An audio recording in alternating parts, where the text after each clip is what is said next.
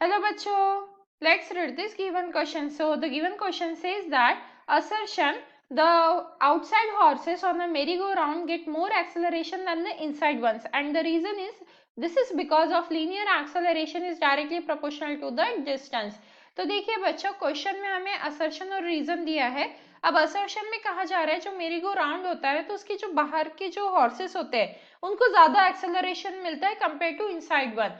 और रीजन में हमें बोला गया है ऐसा इसलिए होता है क्योंकि जो लीनियर एक्सेलरेशन है वो डायरेक्टली प्रोपोर्शनल होता है डिस्टेंस से. मतलब डिस्टेंस बढ़ेगा तो लीनियर एक्सेलरेशन भी ज्यादा रहेगा. तो अब हम देखते हैं कि ये स्टेटमेंट ट्रू है या फॉल्स है.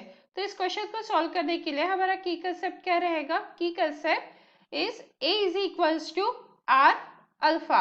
ए क्या है हमारा लीनियर एक्सेलरेशन, आर मतलब रेडियस और अल्फा क्या शो कर रहा है एंगुलर एक्सेलरेशन. तो ए है हमारा linear acceleration, linear acceleration. R क्या रिप्रेजेंट कर रहा है रेडियस.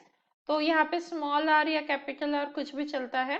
तो हमने कैपिटल आर यूज किया है तो वही कंटिन्यू करते हैं. ये शो कर रहा है हमारा रेडियस. देन इसके बाद है ये अल्फा मतलब एंगुलर एक्सेलरेशन. तो ये जो रिलेशन है लीनियर एक्सेलरेशन और एंगुलर एक्सेलरेशन का, ये हमें हेल्पफुल रहेगा इस क्वेश्चन को सॉल्व करने के लिए. अब जैसा कि क्वेश्चन में कहा है मेरी गो राउंड हो रहा है तो कुछ इस तरीके से सर्कुलर मोशन परफॉर्म हो रहा है वहां पे. अब ये बाहर के हॉर्सेस मान लीजिए R2 डिस्टेंस पे है, तो ये R2 डिस्टेंस, तो इसके लिए एक्सेलरेशन कितना रहेगा A2 रहेगा. और ये जो है अंदर के हॉर्सेस उसके लिए मान लीजिए रेडियस क्या है R1, तो इसका एक्सेलरेशन रहेगा A1. तो कुछ इस तरीके से हमने अजम किया है. तो हम यहाँ पे लिख लेंगे let it is moving with, it is moving with constant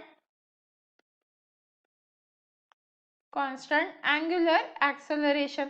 तो अब हमने क्या कंसीडर कर लिया कि इनसाइड और आउटसाइड दोनों जो हॉर्सेस है उन्हें क्या मिल रहा है सेम एंगुलर एक्सेलरेशन, मतलब अल्फा जो है वो सेम मिल रहा है, ऐसा हमने कंसीडर किया है. तो मतलब अगर अल्फा सेम है तो रिलेशन लिखते समय हम क्या लिख सकते हैं A1 is equals to alpha R1 और यहाँ पे आ जाएगा A2 is equals to alpha R2. तो यहाँ से हम अगर रेशो ले ले A1 by A2 is equals to यहाँ पे आ जाएगा alpha R1 by alpha R2. तो अल्फा से अल्फा कैंसल. और अब यहाँ पे देखिए हम क्या रिलेशन देख सकते हैं कि जो A1 है वो तो छोटा है कंपेयर टू A2, या फिर पहले हम रेडियस के टर्म्स में समझ लेते हैं. रेडियस अगर देखेंगे तो हमें क्लियरली दिख रहा है R1 is less than R2 मतलब जो R2 रेडियस है वो बड़ा है कंपेयर टू R1, इसीलिए A1 जो है वो छोटा रहेगा A2 से.